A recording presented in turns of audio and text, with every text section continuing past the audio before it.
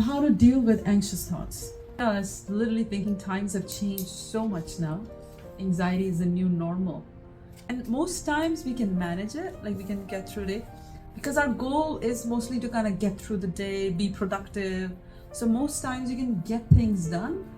Even though we may have anxiety, it's kind of like in the back.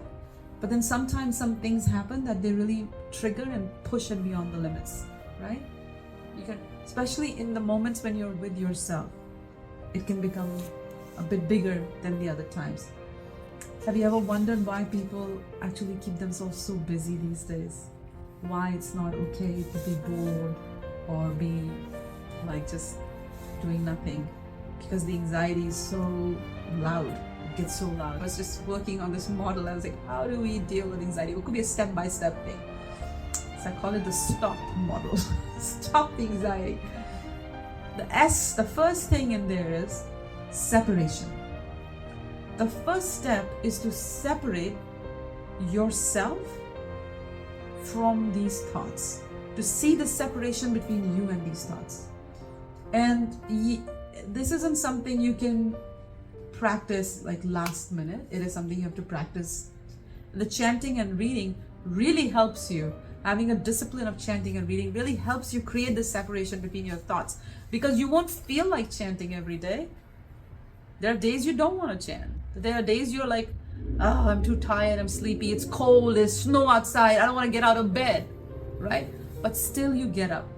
The days you're sick, you're just like so sick, you just want to like give into your body, but you get up.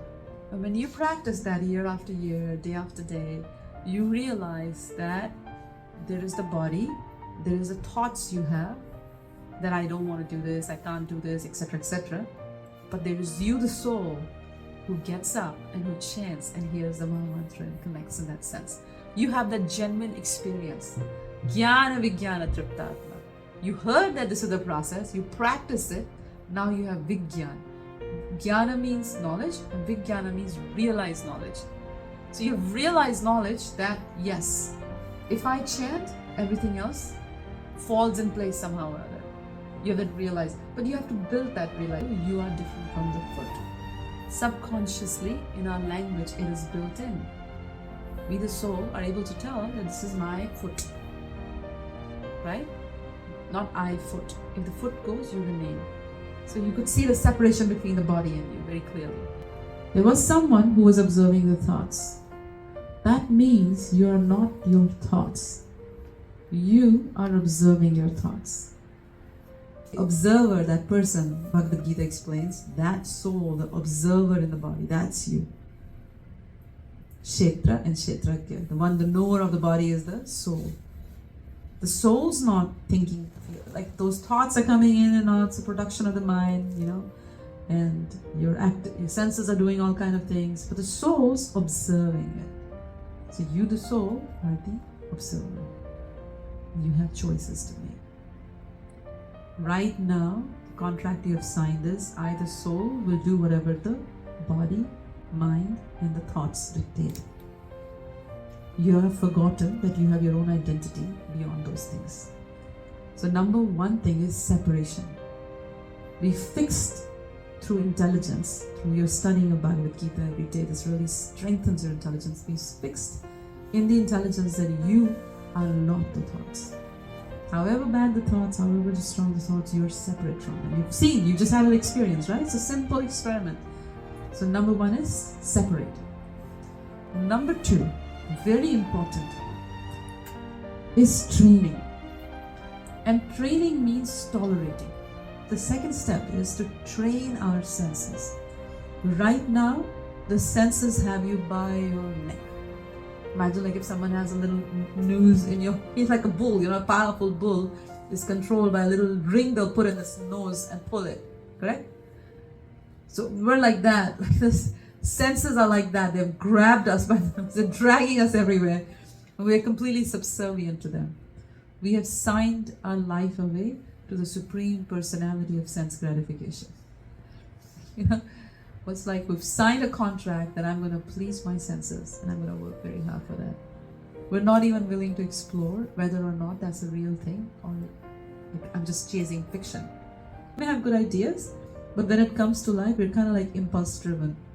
Like we may have been in a bad relationship, second bad relationship, third bad relationship. Still we see an attractive man or like attractive woman or whatever preference we have. We just act on our impulses, right?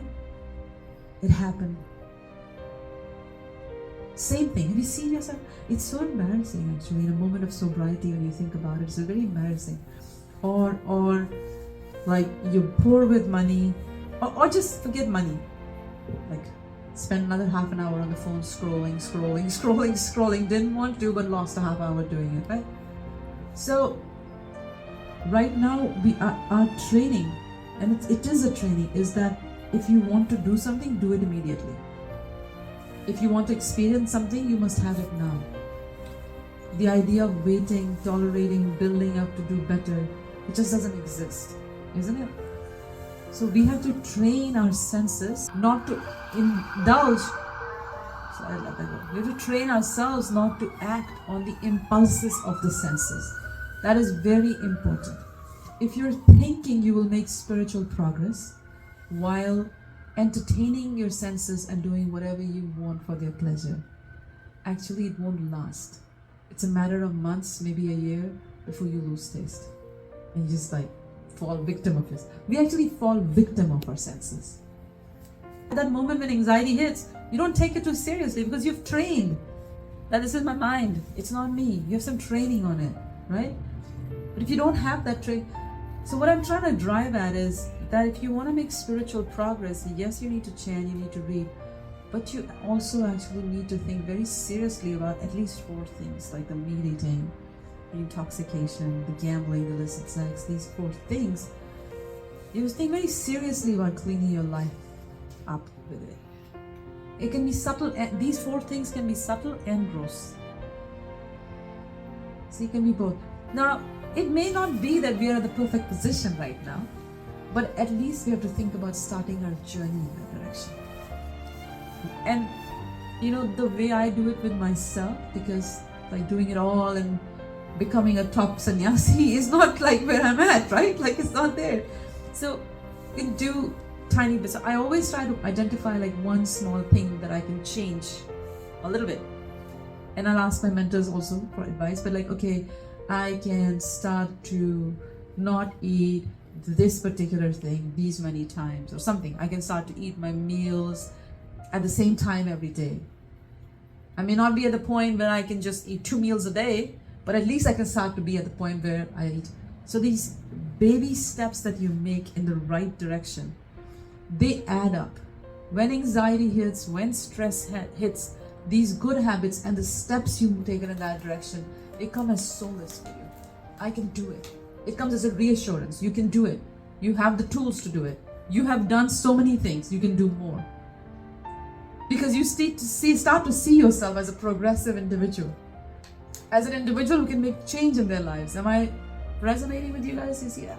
It's very powerful to train. Because you may not be able to change the situations that bring anxiety, but at least when anxiety comes, you know, well, I have to chant, I have to read, I have to exercise, I have to talk to my friends, I have to come on Friday night, attend class. I might be, you know, so you've got your routine going. This is called a regulated lifestyle. Remember this word, regulated. Sadhana bhakti means regulation. It starts from regulation. So regulate your life. Have it in your own way, in your own circumstances. Her circumstances, mine, yours, everyone's different. But try to build. When there is regulation, when there is training, the mind starts to become a little bit caged. Rather than being a wild beast all the time, it starts to like, no, okay, she's gonna do this at this point in time. So no point. I can make all the fits, but she's gonna go for a run. It knows regulation, does that. We're not trying to put limits on the mind, because that battle you will lose. Because mind's very powerful. Krishna says, Daivi Isha Gunamai, Mama Maya Tilati. This divine energy of mind is very powerful. You cannot fight it. We're trying to put the regulation in our lifestyle. And we're trying to put it not with the intention of fighting the mind. We're trying to put it to increase the dose of Krishna in our life. After all, bhakti is personal. After all, there's no point in us getting together and talking if the Supreme is not a person, right? You're a person, I'm a person, we have personality, so we come from a source that is personal. So regulation has to be designed around how, otherwise there's so many athletes, there are so many materialists who are very regulated, there are so many musicians, actors and actresses. So we're trying, like, so there's a purpose. So our regulation, the purpose is how to increase the glories of Krishna in our life. So make room for it. The next one is align, or if you go with the word stop, put things in order. And I thought about it because in order to deal with anxiety and stress, again, like, just remember, keep this in mind. We cannot stop the triggers for anxiety to come. We can't stop. This world is called Kuntha Jagat. Kuntha means a place of anxiety. This world is called Kuntha. The spiritual world is called Vaikuntha. Vai means without anxiety. Vai means without. Kuntha means anxiety. So in the material world, it is a place of anxiety. Knowing that,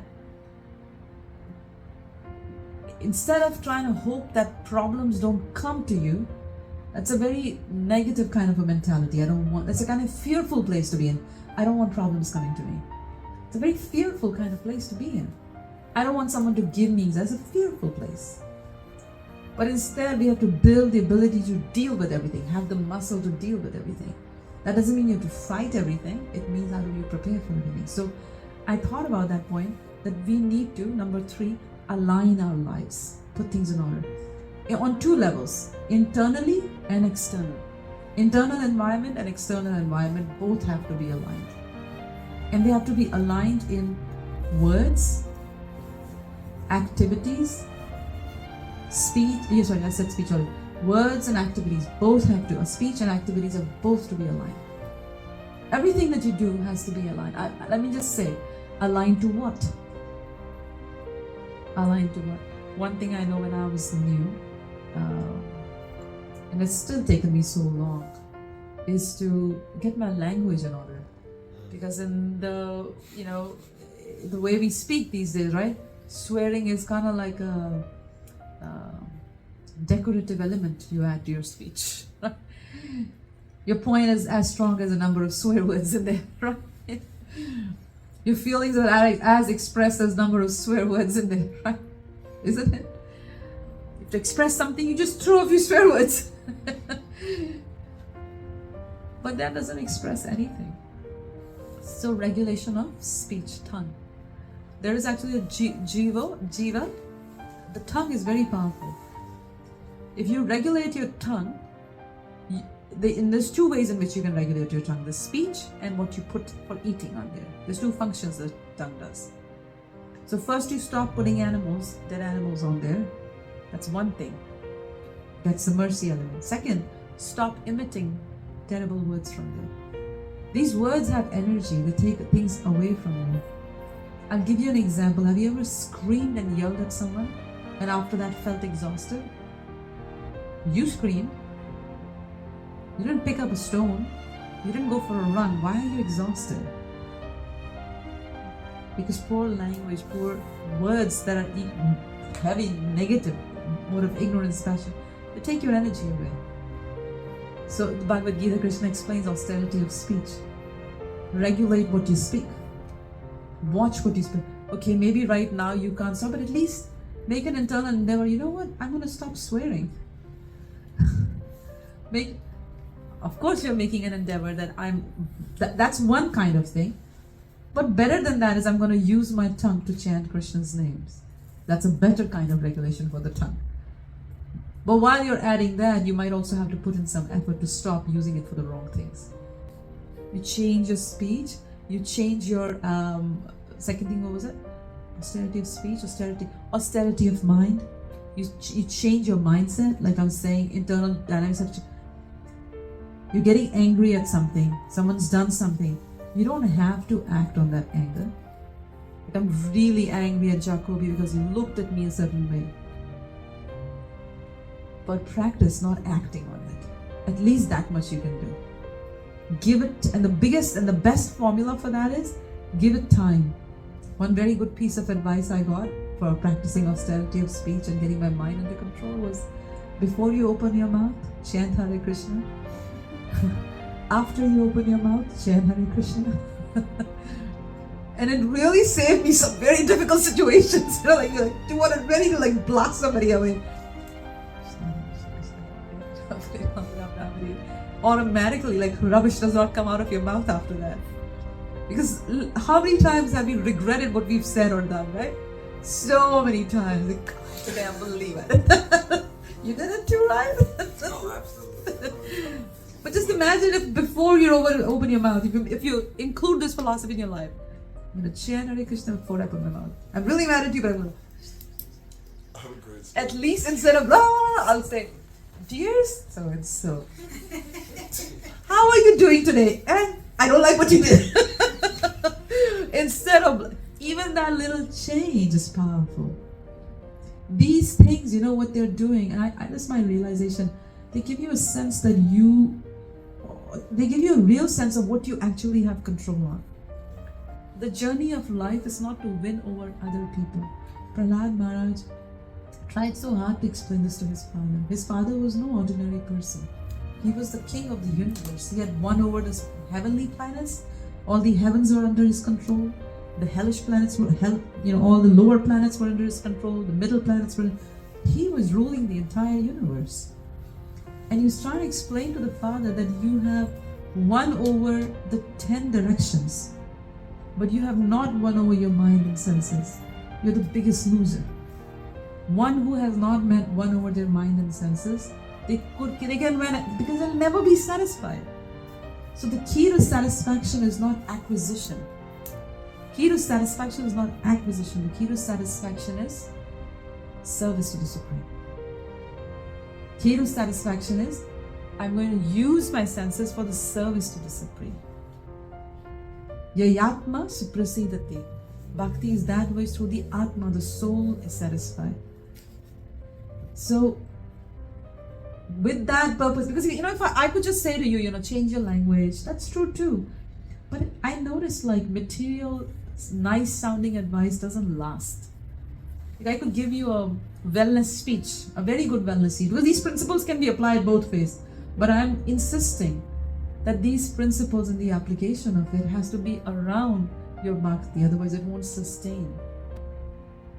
It won't sustain. That's why so many environmentalists, there's so many activists in this world, they experience burnout. Why? Because you more and more you get into this mentality of I'll fix the problems, you're playing God, and more you realize the problems are way bigger than you. And the big problem that nobody wants to deal with, even though you're an activist, is your own problems. It's not like they don't have broken relationships. It's not like they don't have, bad habits or those language. Everyone, religionist, environmentalist, activist, child, old person, young person, everyone's got the same problem. We're all dealing with the same problem. We have dedicated our lives to sense gratification, and we worship. Even our idea of the Supreme is the one who supplies things for my senses. That's it. We've totally internalized mall consciousness. Mall. The world's a shopping mall from where I can buy as much and dump as much out.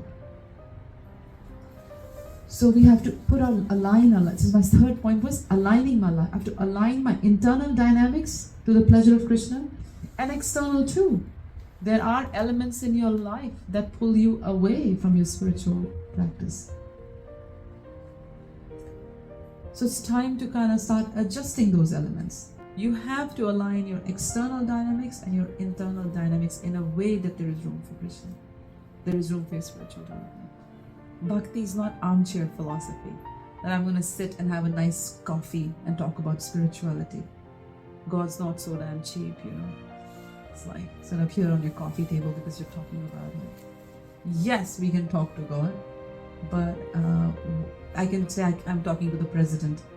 But if I really want to talk to the president, I need to make friends with somebody, maybe the janitor, like in his home, or maybe the person who cooks his meal or something. Then I actually have a chance of talking. In the same way, we can chat with God all you want, but why do you think there is a need? Of course, Krishna listens to everything, but why do you, like you're sitting with a little baby, he's going goo goo gaga, blah, blah, blah. You're listening to it, but can you repeat what they said in exact detail? No, you can't. It makes no sense. So our chatting is like that. So if you really want to talk to the Supreme, then we have to follow the teachings of the Acharyas, the teachings of the great teachers. When we say the prayers that they said, when we practice the path they path, then we get an express entrance into the spiritual dynamic. And in order to do that, we have to make room in our life. If you don't make room in your life, how will you progress? Or do you think you will just remain where you're at in Bhakti? This is a good, comfortable place to be at. No. Each one of us has our lot, in karmic lot.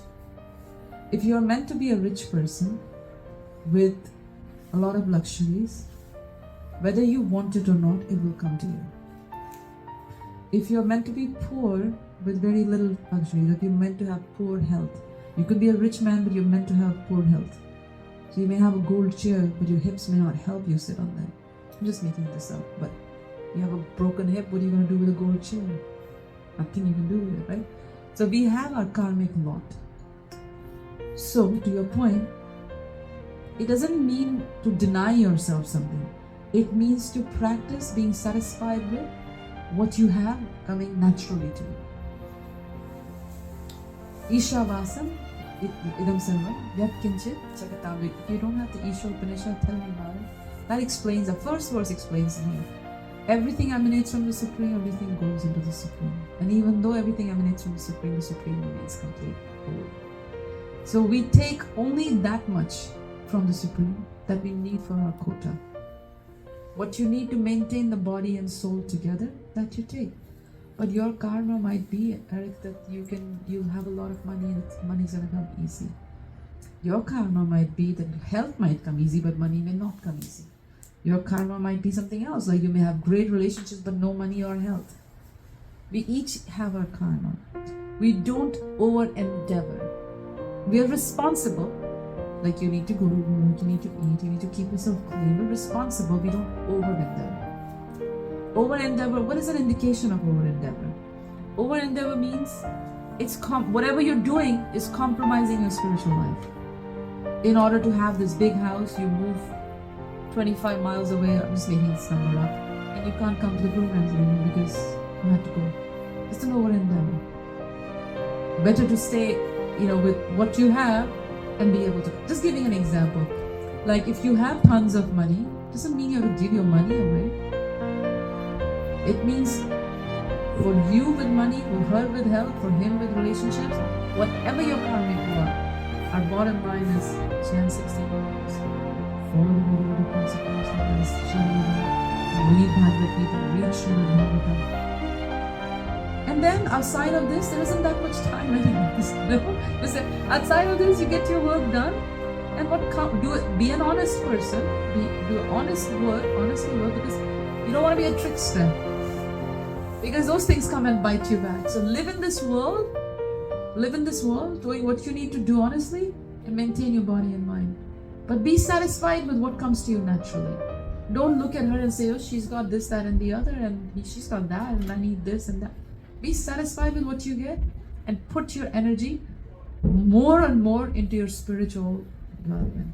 If your reading is good, if your chanting is good, if your meditation is good, everything's good, then maybe learn some new skills. Maybe learn how to play these drums. I can show you. Build more skills. There's so many things you can learn as a transcendentalist. Engage your senses. If you're a musician, use what you have in service. You can't just deny yourself. It's not we're not yogis. Yogis deny themselves. And Krishna describes a yogi in the summertime must stand in a circle of fire and tolerate the heat when the sun's hot. You're tolerating it. We don't do that. That's not bhakti yoga, that's yoga. Yoga means in the winter time, submerge yourself in ice cold water and pray, hold your breath. We don't do that. We don't do that. We're saying whatever comes, use it for spiritual advancement. And don't over-endeavor. And the indication of over-endeavor is Your chanting is compromised, your reading is compromised, your service is compromised. You have no service in your life, you have no devotional service to do. Those are indications that you are overindebted. The fourth part is community, a peer group. We need a community to depend on, a community we invest in. Nobody can survive by themselves. And a healthy community on an individual level, the way I have learned it, is that you have some people who are your peers. You have some people who are younger than you, not age-wise, but in spiritual maturity.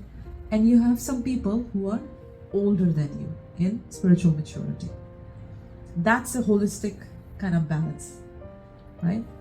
And because in front of those who are older than you in your spiritual life, those who are more mature, your seniors, right? Like your inexperience, you will always present your best self there. It's natural, right? We always try to be at our best behavior, show our best thing.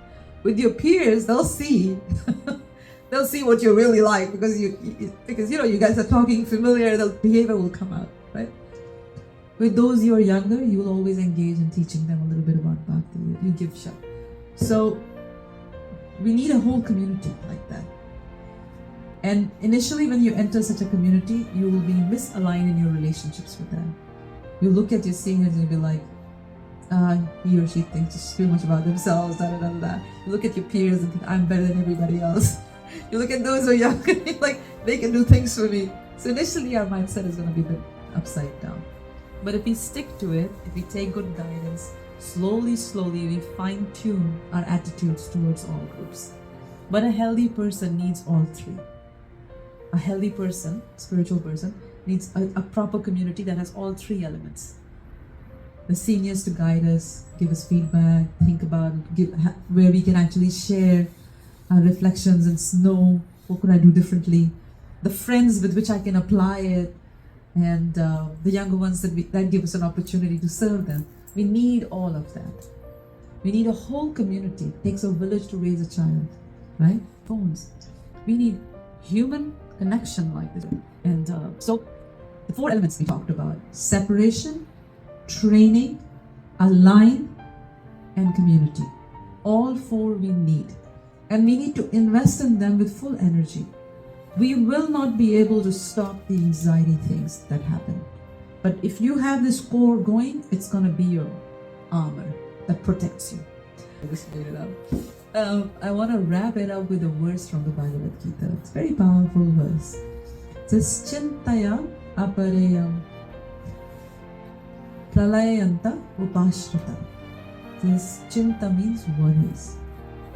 Aparaya means immeasurable. Pralayanta means until the moment of death. Upashrita, having taken shelter of. So having taken shelter of immeasurable anxieties. Chintaya aparaya pralayanta upashrita kama upabhoga parama. Kama means lust. Upabhoga means enjoying your senses. Parama. The supreme thing in life is to be lustful for something, greedy, pursue, and upabhoga, and enjoy what you grab. Nischayat. You have decided, etavaniti nischayat. You have decided that this is the most important, parama. Kama upabhoga parama etavaniti nischayat. You've decided that this is the most important thing. And what happens when you decide this is the most important thing in life? To get more and more? Chintaya aparaya. Immeasurable anxieties. Till when? Pralayantam. Until the moment of death. That is the destination.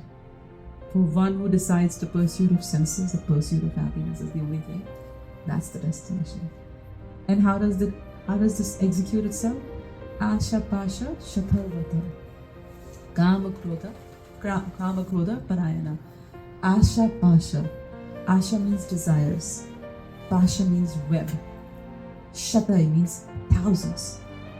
Bound in a network of thousands of desires. So imagine like if there's a fire in your house and you go like, I'm gonna fan it. What's gonna happen? It will spread. And that's what we do. I have a desire, I'm gonna fulfill it. So pouring ghee, pouring oil over fire. it's going to spread. So, Asha Pasha Shatai, thousands of unsatisfied desires. You think like you become older, these desires go away? Please go spend some time in an old age home and talk to people. The desires don't go away. The body stops to provide you the tools for the satisfaction of the desires. You don't have any youth left to pay the price for the senses to work. The senses stop working, the desires don't stop. Can you imagine how frustrating that is? The senses stop working, they stop supplying. Your senses have been given by the Supreme Lord. The senses have been given, there's demigods in charge of it. These senses have been, you've been given sensory power to use in the service of Krishna. But we use the sensory power to exploit this nature, exploit this environment, exploit other people. So they run out of power. And you've never had satisfaction. So then you're left with frustration in the end. Asha Pasha, you're just bound by a network of desires. Kama Krodha Parayana. Kama, lust and Krodha. Because eventually your lust will hit a point you can't get what you want. That is the destination. So what happens when you can't get what you want? You get angry. You're very angry. Kama Krodha. Lust eventually leads to Krodha. Parayana. We've surrendered into it. So this is our state. This is the destination.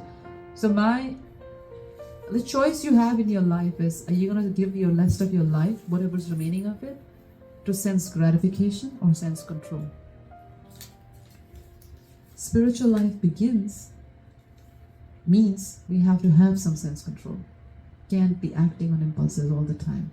And unless we have sense control, it is hard to realize that I am different from the body and the mind.